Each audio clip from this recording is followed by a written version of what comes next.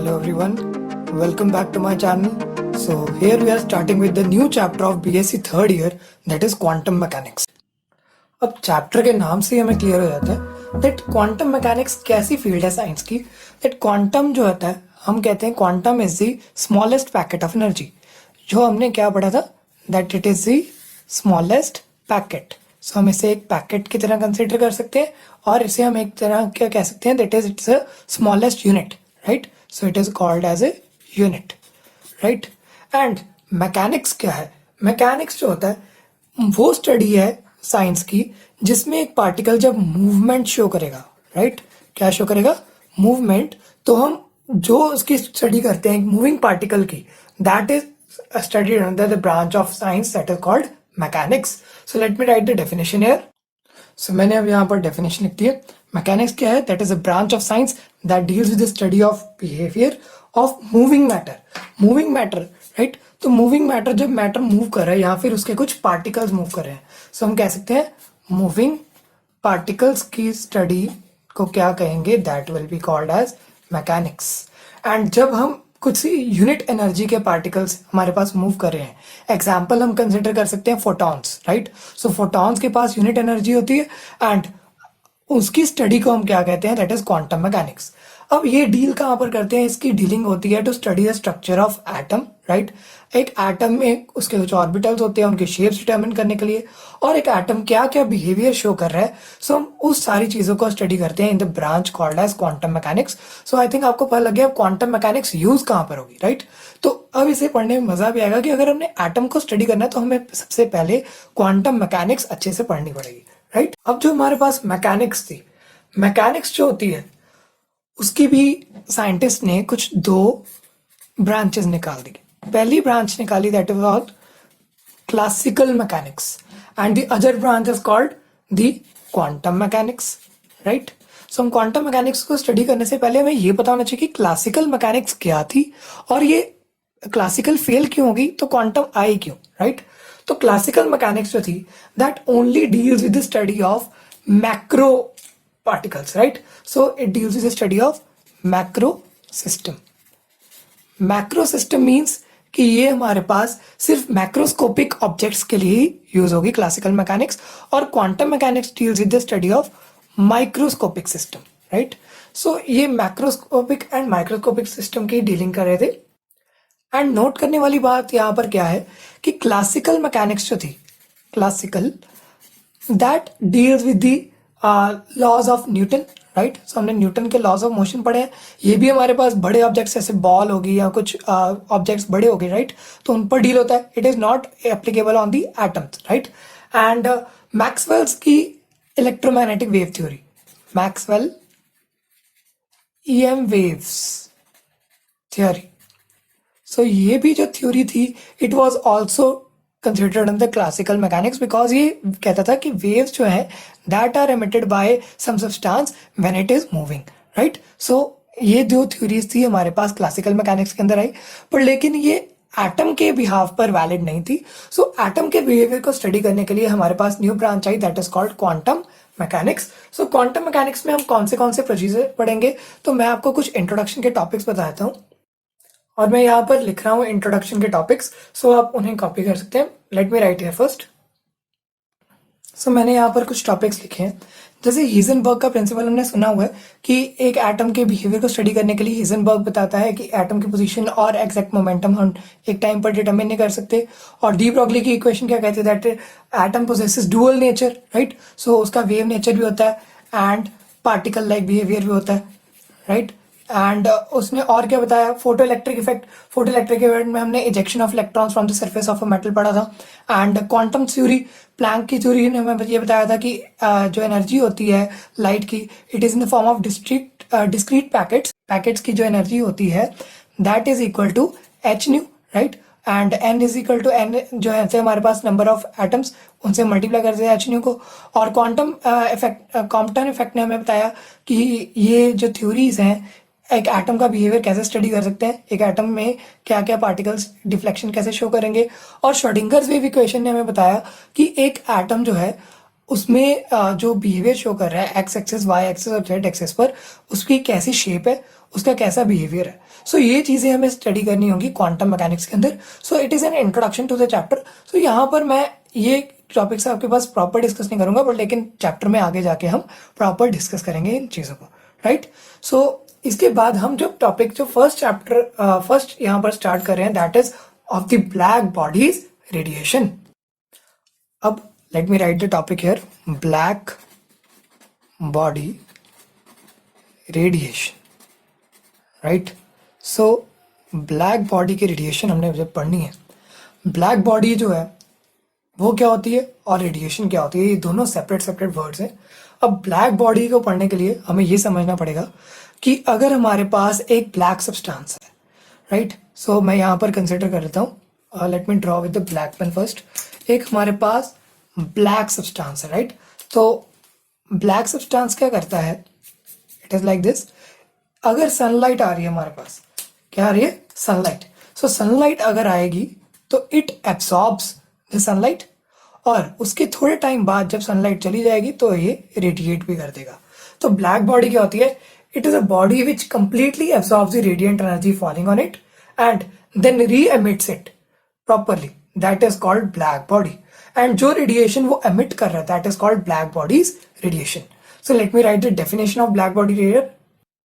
सो अब मैंने यहाँ पर ब्लैक बॉडी की डेफिनेशन लिख दी है। ब्लैक बॉडी क्या होती है, the body which completely absorbs the radiant energy falling on it. जो भी यहाँ पर ब्लैक सब्सटेंस है, इस पर जितनी भी हम रेडिएंट एनर्जी फॉल करवाएंगे, राइट, वो सारी की सारी एनर्जी ब्लैक बॉडी एब्सॉर्ब कर लेगी। हमें ये भी पता है कि एक normal substance, it is an ideal body, right. एक नॉर्मल सब्सटेंस जो आप देखते हैं, जब उसके ऊपर एक रेडिएंट एनर्जी फॉल करेगी, a part of it is reflected. कुछ पार्ट जो है वो सीधे पहले ही रिफ्लेक्ट हो जाएगा, कुछ पार्ट जो होता है वो एब्जॉर्ब हो जाता है, और कुछ पार्ट जो है उससे ट्रांसमिट हो जाता है, मीन्स उसके थ्रू पास हो जाता है। बट लेकिन ब्लैक बॉडी का केस क्या है, that whole of the energy is absorbed by the black body. ये जो होती है, इसका एग्जाम्पल हम ले सकते हैं कि जो हम आइडियली ब्लैक बॉडी लेने के लिए हम कुछ तो एग्जाम्पल लेंगे, बट लेकिन कोई भी बॉडी प्रॉपर आइडियल नहीं होती। सो इसका एग्जाम्पल होता है जैसे कि ब्लैकेंड मेटालिक स्फीयर, एक स्फीयर जो उसको ब्लैक किया हुआ मेटल का स्फीयर, और या फिर एक कार्बन ब्लैक, ये ऑलमोस्ट कंप्लीटली अपनी एनर्जी जो है एब्जॉर्ब कर लेते हैं जो इनके ऊपर हम रेडिएट करवाते हैं। So that are also called as black bodies, right. So ये जो ब्लैक बॉडीज हैं, इनके एग्जाम्पल मैं यहाँ पर लिख देता हूँ, कार्बन ब्लैक या फिर blackened metallic sphere, राइट। सो या फिर blackened metallic sphere होगा या फिर एक कार्बन ब्लैक होगा हमारे पास। तो ये हमारी ब्लैक बॉडीज हैं। अब एक हमें ये बात याद नहीं है कि ब्लैक बॉडी रेडिएशन क्या है। When a black body radiates it's energy, right, when a black body री एमिट्स और radiates it's energy, the radiation is then called black body radiation. So I think आपको definition clear होगी। The radiation emitted by a black body is called black body radiation. So हम इसकी definition भी अच्छे से लिख सकते हैं। अब ये तो हमने समझ लिया ब्लैक बॉडी होती क्या है। अब अगर एक आइडियल ब्लैक बॉडी बनानी है तो हम कैसे बनाएंगे, सो मैं उसको आपको एक्सप्लेन करता हूँ। सो फ्रेंड्स, अगर हमने एक परफेक्टली एब्जॉर्बिंग ब्लैक बॉडी बनानी है, राइट, तो हम क्या लेंगे, एक हॉलो स्फीयर लेंगे। एक हॉलो स्फीयर लिया मैंने, खाली है पूरा। It is thickened and blackened on the inside. So यहाँ पर ये इसको मैं thick बना सकता हूँ। So it is a thick sphere and it is blackened on inside, right? So यहाँ पर इसके ऊपर थोड़ी थोड़ी मैं black shade कर देता हूँ कि ये हमारा sphere जो है it is blackened on inside, right? So ये हमारे पास जो है इसकी blackening कर दी।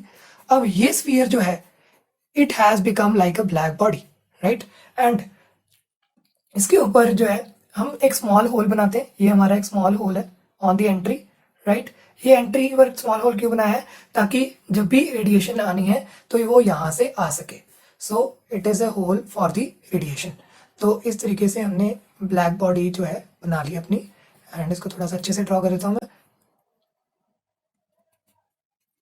राइट। तो हमारे पास एक अच्छी सी ब्लैक बॉडी बन गई।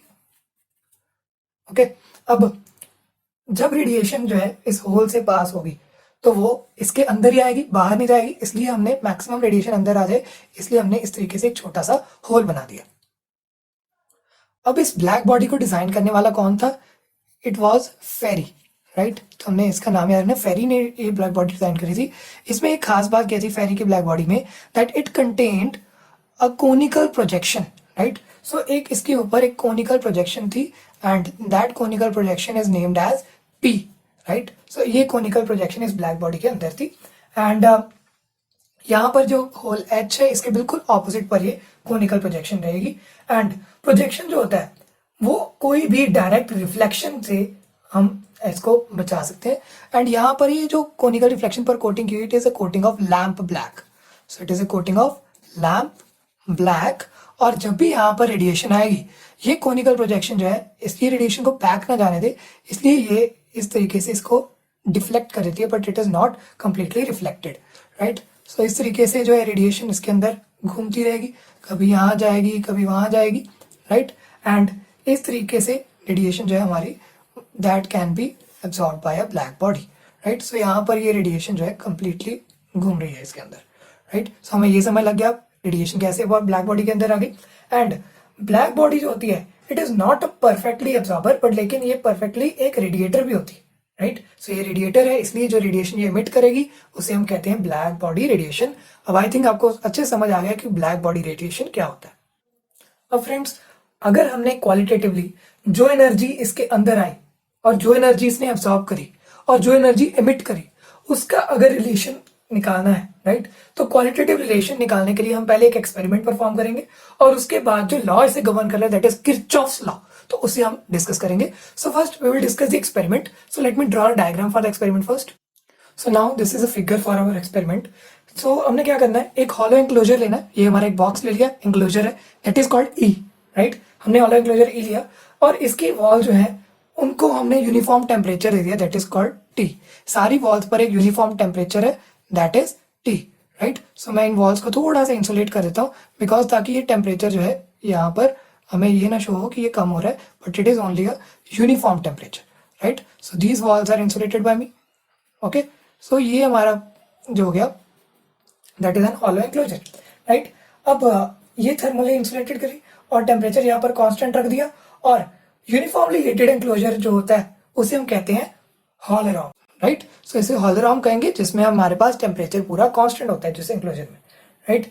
तो ये सपोज ये वॉल जो है इसमें एक हमने ब्लैक बॉल रख दी, राइट। सो ये हमारे पास ब्लैक बॉल है और ये हमारे पास व्हाइट बॉल है और इनको थ्रेड से अटैच कर दिया।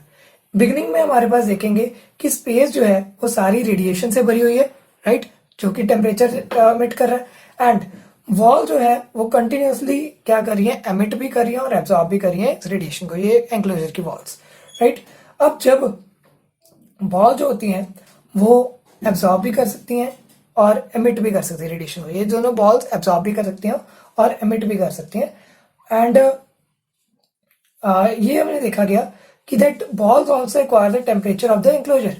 बॉल्स होती हैं वो एंक्लोजर का टेम्परेचर ले लेती है जो कि कांस्टेंट रहता है as long as the temperature is kept constant. जैसे हम टेम्परेचर कांस्टेंट रखेंगे तो बॉल्स का टेम्परेचर भी कांस्टेंट ही रहेगा, राइट। पर लेकिन जब ब्लैक बॉल जो होती है वो उसने क्यों कांस्टेंट टेम्परेचर अपने अंदर लिया, बिकॉज ये ब्लैक बॉल परफेक्टली एब्जॉर्बर भी नहीं पर लेकिन परफेक्टली रेडिएटर भी होती है। सो ये अच्छे से इसको रेडिएट कर देगी एनर्जी को, दैट इज वाई जो ब्लैक बॉल है उसका टेम्परेचर जो है वो भी कांस्टेंट ही रहेगा अकॉर्डिंग टू द सिस्टम। अब जो एनर्जी एब्जॉर्ब हुई है और एनर्जी एमिट हुई है उसका एक क्वांटिटेटिव रिलेशन दिया इससे किरचॉफ, उन्होंने 1859 में इसका क्वालिटेटिव रिलेशन दिया and that is called as Kirchhoff's law. So मैं उसकी स्टेटमेंट लिख देता हूँ यहाँ पर। अब ये स्टेटमेंट देखने में बड़ी लग रही है बट लेकिन ये है बहुत छोटी। At any temperature the ratio of emissive power और एमिटेंस, राइट। सो हम एमिसिव पावर लिख सकते हैं, emissive power the ratio of emissive power of body to the absorptive power, absorptive power या फिर absorbance, that is constant, right. Constant है ये emissive power और एब्जॉर्प्टिव पावर की ratio and independent of the nature of the surface, ये depend नहीं करेगी nature कैसे सरफेस की, पर लेकिन it is equal to the emissive power of perfectly black body. So emissive power of perfectly black body के equal रहेगी, sorry यहाँ पर आना था AS। सो ये हमारे पास एक्सप्रेशन हो गया for the Kirchhoff's law, right. And emissive power या एमिटेंस क्या होता है, energy emitted by surface per unit time per unit area. So emissive power क्या है, that is energy emitted per unit time per unit area, और absorptive power क्या है, energy absorb per unit time per unit area. So आपको ये याद रहना चाहिए, राइट। एंड अगर इसका प्रूफ देते हैं तो हम इसका प्रूफ देखते हैं। सो फ्रेंड्स, प्रूफ में क्या देखेंगे, सपोज हमारे पास क्यू अमाउंट ऑफ रेडिएशन है that is incident per unit area per second of the body, right. तो एब्जॉर्प्टिव पावर जो होती है, absorptive power of the body is multiplied by the Q and that is equal to the absorbance, right? So हमारे पास amount of radiation absorbed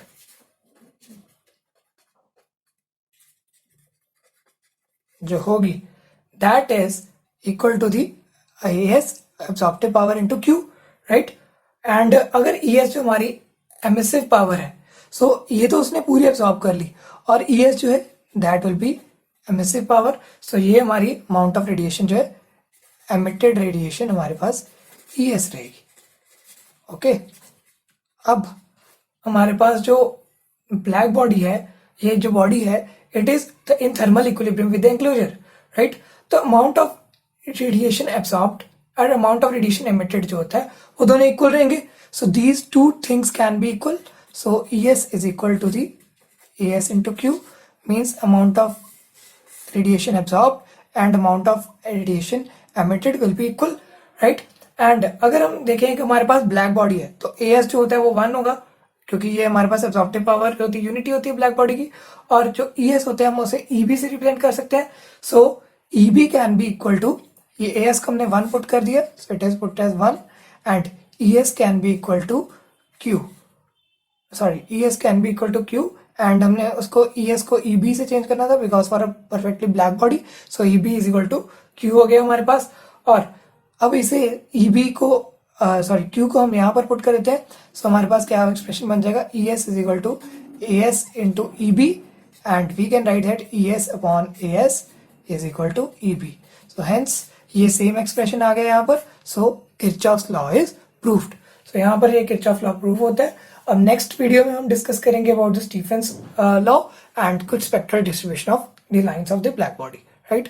so thanks for watching the video, and अगर आप इसी तरह चाहते हैं कि मैं और वीडियोस बनाता रहूँ तो subscribe the channel and like the videos, and अगर कोई प्रॉब्लम आती है तो कमेंट सेक्शन में मेंशन करिए। Thanks for watching, thank you so much.